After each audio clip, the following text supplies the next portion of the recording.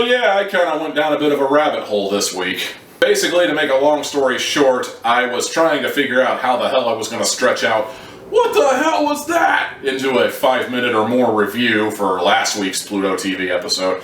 And while I was doing that, I decided to distract my brain a little bit with some mindless television, and I figure, you know, Pluto TV, I might as well see what the TV sections look like here on demand, and that was when I was reminded of the fact that while Pluto TV's movies are a delightful handful of hits and misses, the television series are pretty much 95% misses. A lot of stuff on Pluto TV's TV section mostly consists of the reality TV show garbage and dated sitcoms that none of the other streaming services wanted.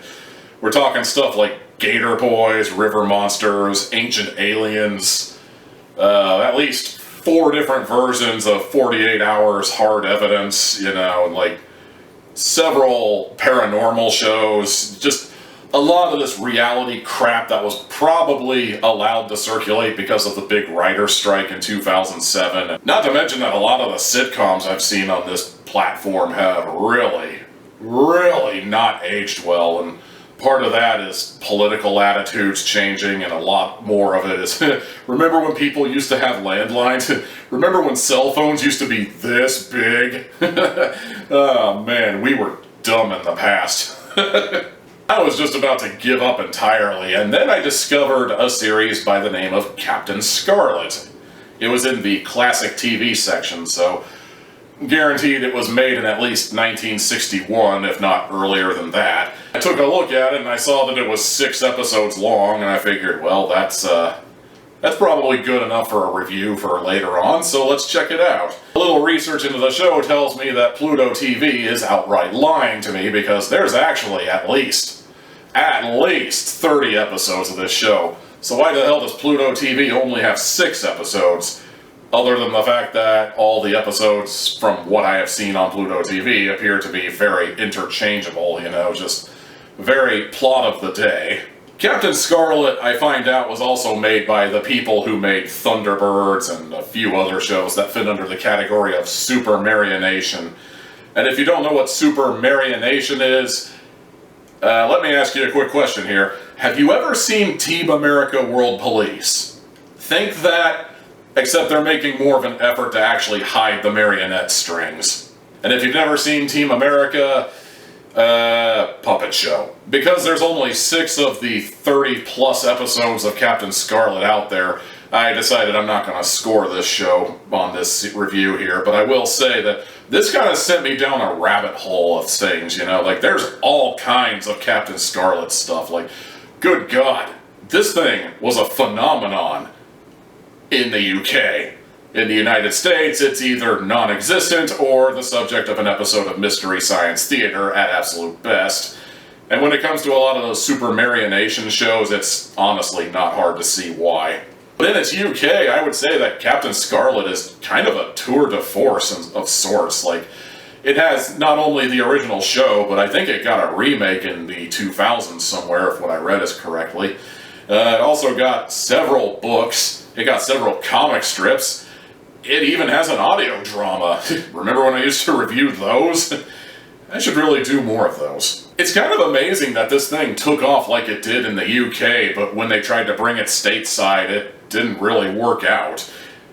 But at the same time, it's not hard to see why. Oh my God, this thing is hilariously bad. Like, you have no idea how profoundly stupid this show is. It's actually up for debate whether or not this was made for a younger audience, but for the sake of argument, let's just say it is made for a younger audience for now. And, okay, you know, you can forgive a lot when you realize it's for kids, and you can forgive a lot when you realize it was made in like 1960 whenever, because the standard for television was much different back then than it is here in 2021, even for kids shows, you know.